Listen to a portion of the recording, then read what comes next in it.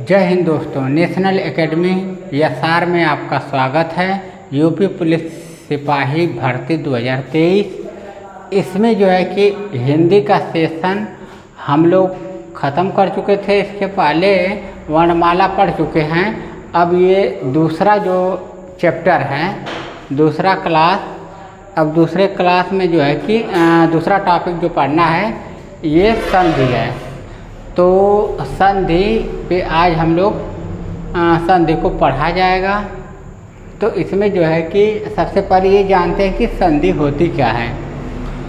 संधि वर्णों का मेल होता है, जैसे कि दो समीपवर्ती वर्णों के मेल से जो विकार परिवर्तन होता है वह संधि कहलाता है।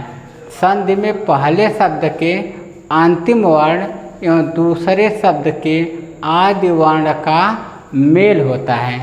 जैसे देव प्लस आलय देवालय, जगत प्लस नाथ जगन्नाथ, मनः प्लस योग मनोयोग। तो संधि में वर्णों का मेल होता है।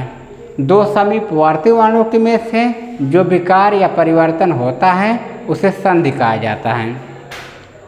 संधि में वर्णों का मेल होता है और जब ये संधि अलग होता है, ये जब अपने मूल अवस्था में आता है तो इसको विच्छेद कहा जाता है। इसको विच्छेद कहा जाता है। और इसके एग्जाम्पल जैसे दिया गया है, जैसे देव प्लस आलय, तो देव प्लस आलय देवालय हो गया है। यहाँ पे देव में अ है और यहाँ पे आ, दोनों में अ यहाँ स्वर हो जा रहा है, आलय में आ स्वर हो जा रहा है। तो दोनों जब मिलते हैं तो देवालय बनता है, यानी बड़ा आप बन जाता है। तो इस तरह से जो यहाँ पे स्वर मिलके स्वर का निर्माण कर रहे हैं, तो यहाँ पे स्वर संधि हो जाएगा। ये बड़ा बन रहा है इसलिए यहाँ दीर्घ संधि हो जाएगा। जगत प्लस नाथ मिलके जगन्नाथ हो जा रहा है। अब इसमें क्या होता है, ये व्यंजन संधि का मतलब उदाहरण है। व्यंजन संधि में क्या होता है, हम इसका डिटेल में जब पढ़ेंगे तो उसमें नियम दिया है कि त जो है कि अपने ही वर्ग के एक अक्षर न में परिवर्तित हो जाता है।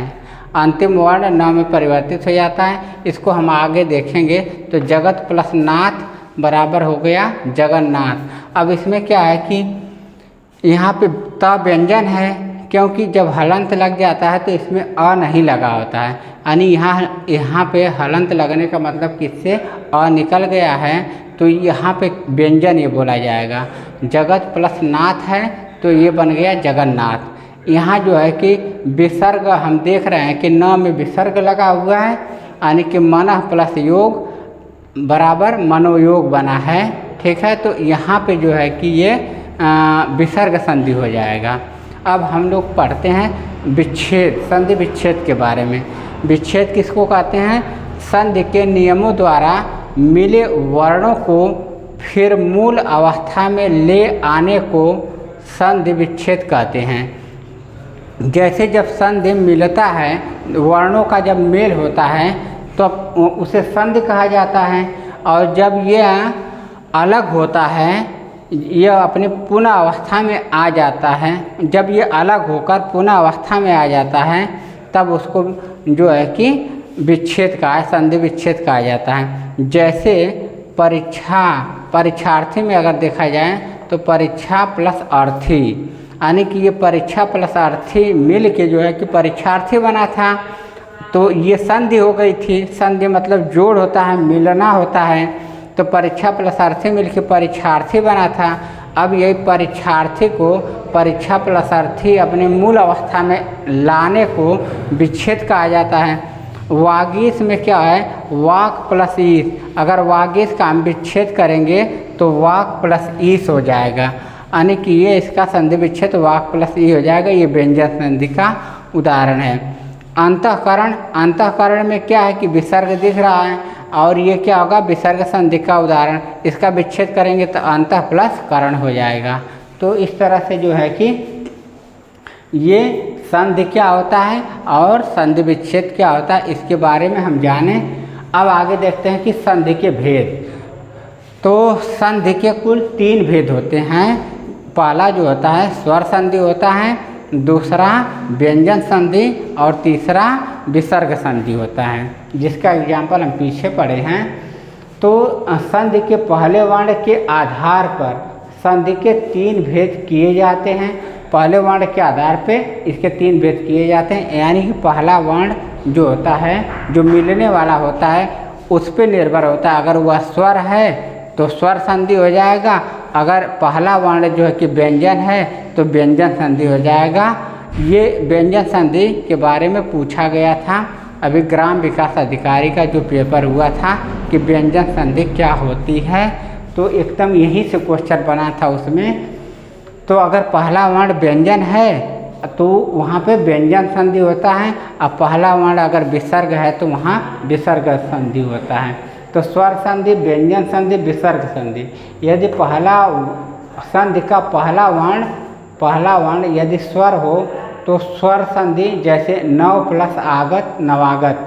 अब यहाँ पे क्या है कि नव में व जो है व में अ जुड़ा हुआ है, और आगत में आ है, तो व में अ, आगत में आ मिलके जो है कि आ बन जाता है। तो यहाँ पे स्वर संधि हो जाएगा, नवागत में क्या हो जाएगा, स्वर संधि हो जाएगा, यानी आ मिलके यानी दीर्घ संधि यहाँ पे बन रहा है। संधि का पहला वर्ण व अ है, व में क्या है, अ है, अ स्वर वाला है।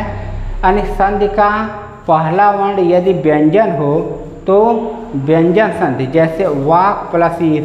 अब वाक में क में व्यंजन होता है, क्योंकि जब हलंत लगता है यानी कि इसमें से अ निकल गया है तो यहाँ केवल व्यंजन है। वाक प्लस ईस बराबर क्या हो जाएगा, वागीस। ये व्यंजन संधि का नियम है कि ये क वर्ग जब किसी स्वर से मिलता है तो ये अपने ही वर्ग के तीसरे अक्षर में परिवर्तित हो जाता है, तो क का ग बन जाता है। वाक प्लस ई, ये व्यंजन संधि वागीस बन जाएगा। संधि का पहला वर्ण क व्यंजन वर्ण है। यूँ संधि का पहला वर्ण यदि विसर्ग है तो विसर्ग संधि, जैसे मनः प्लस रथ।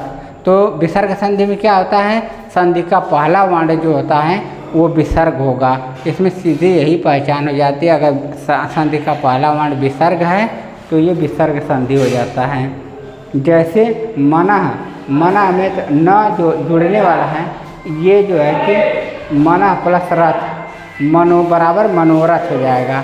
तो मनः जो है कि में मनोरथ संधि का पहला वर्ण न विसर्ग युक्त होता है। तो इस तरह से संधि के 3 भेद होते हैं, स्वर संधि, व्यंजन संधि, विसर्ग संधि। यदि पहला वर्ण स्वर है तो वहाँ पे स्वर संधि हो जाएगा, और यदि पहला वर्ण व्यंजन है तो व्यंजन संधि हो जाएगा। यदि पहला वर्ण मिलने वाला जो अगर विसर्ग है तो विसर्ग संधि हो जाएगा। इस तरह से हम संधि के बारे में, संधि विच्छेद क्या होता है इसको देखें और संधि के भेद देखें। अब जो है आगे हम इसके अगला इसी में आगे हम जो है कि नेक्स्ट क्लास में देखेंगे। तो आप लोग इसका स्क्रीनशॉट ले लीजिए। और इस तरह से हो गया तो अब ये वीडियो मतलब क्लास कैसा लगा, अगर अच्छा लगा तो लाइक करिए, शेयर करिए और सब्सक्राइब करिए। धन्यवाद।